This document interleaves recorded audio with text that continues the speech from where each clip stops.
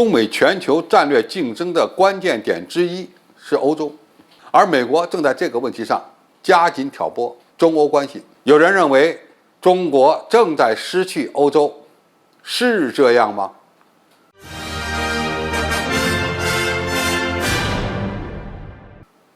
观众朋友、网友朋友，大家好，我是付先少。近期因为俄乌冲突的持续，中国又没有站在西方一边制裁俄罗斯，美国和欧洲的战略研究界正在炒作中国是否已经失去欧洲的话题。美国官员数次前往欧洲，高唱美欧同气相连的高调，强调中国一直在挑战欧洲的安全、经济和价值观，呼吁欧洲帮助美国抗衡中国。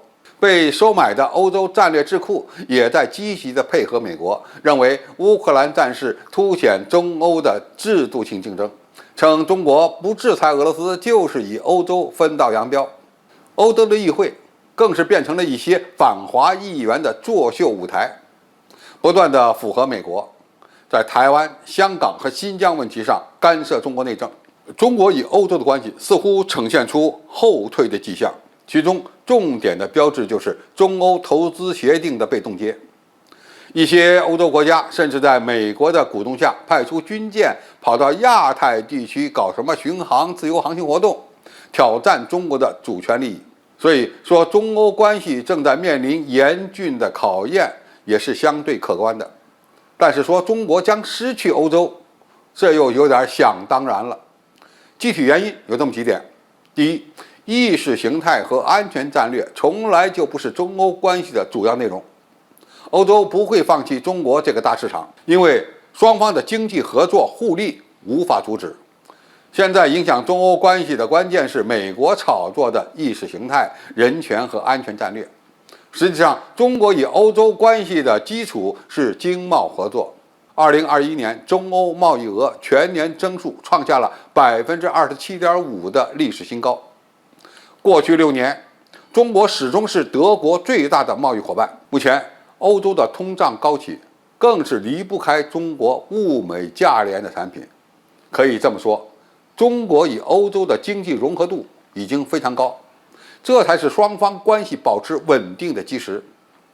第二，欧洲追求战略自主，需要利用中国来制衡美国的影响力。美国正在拉拢欧洲对付中国。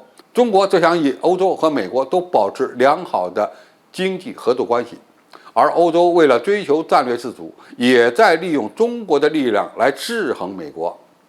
中国的经济体量与美国和欧洲是一个量级，所以这是一种三边制衡的关系。欧洲不会成为美国的真正附庸。第三，中国追求的是一个多极世界，又不破坏基于规则的全球秩序。相比于美国的霸权而言，我们的主张对欧洲的发展更加有利。中国不是俄罗斯，对欧洲并没有直接的军事威胁，而且中国还是全球最大的贸易国，追求一个多极的世界秩序，而又不会破坏欧洲国家认为关系到全球贸易繁荣的规则和秩序。双方在最重要的一点上，应该说利益是一致的。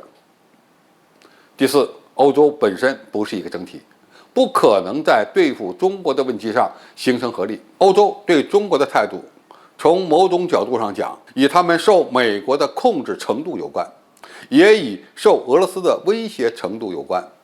只要中国与德国、法国、意大利、西班牙、希腊等国的关系稳定，那么美国光靠着没有实际决定权的欧洲议会，根本就不可能全面破坏中欧关系。其实，真正希望中国失去欧洲的正是美国，所以我们要防备美国的破坏和离间。